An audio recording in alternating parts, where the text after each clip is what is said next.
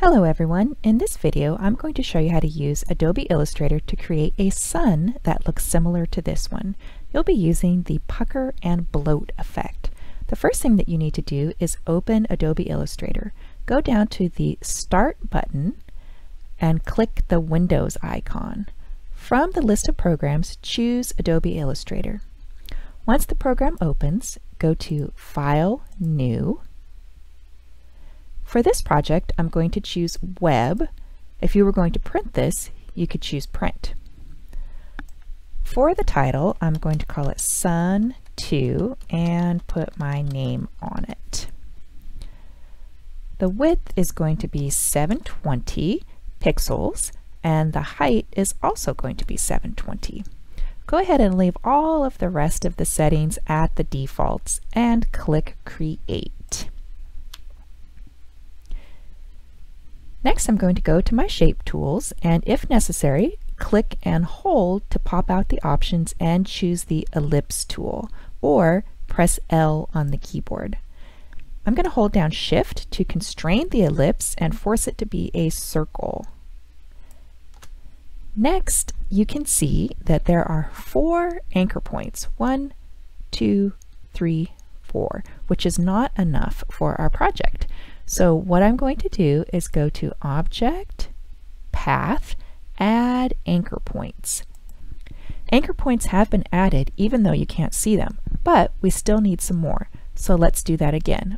Object, Path, Add Anchor Points. Okay, that's enough. Now go to Effect, Distort and Transform Pucker and Bloat.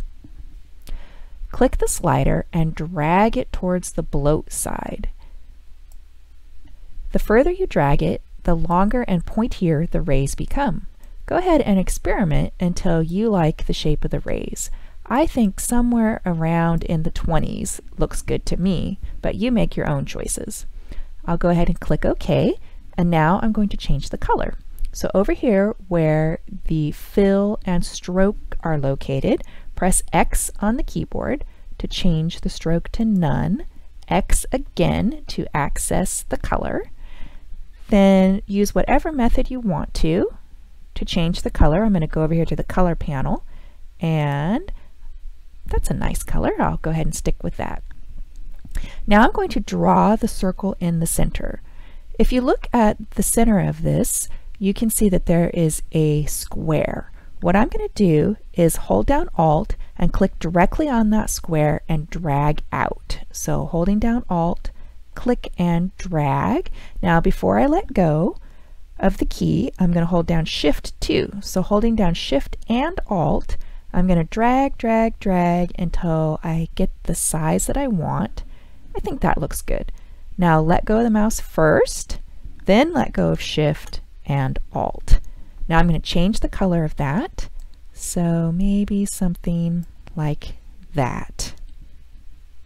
You could change the center to a gradient by clicking on the gradient option here on the side, choosing Radial Gradient, then click Edit Gradient. Now you can double click these and change the color in whichever way you like.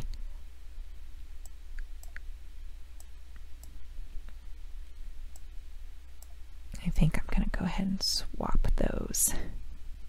And to get rid of all these guidelines around your project, go ahead and click the selection tool or push V on the keyboard and just click off to the side.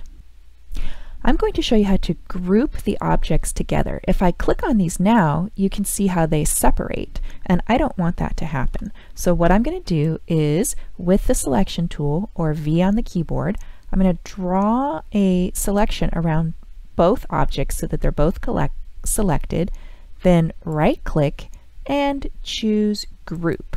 Now, if I click on this, they come together as one object.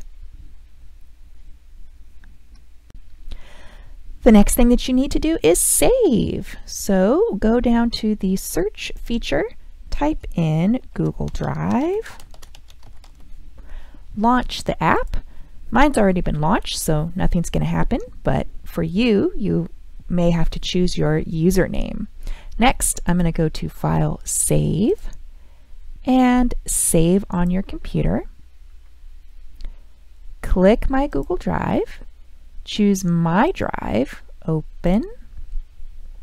I'm going to choose my animation folder, and I'm keeping my stuff in my Illustrator folder. And here's my son's folder, and I'll go ahead and save it there. When the Illustrator options pop up, leave them all on the defaults and click OK. The last thing that you need to do is turn your project in so that you get credit. That's it for this video. Have fun, everyone.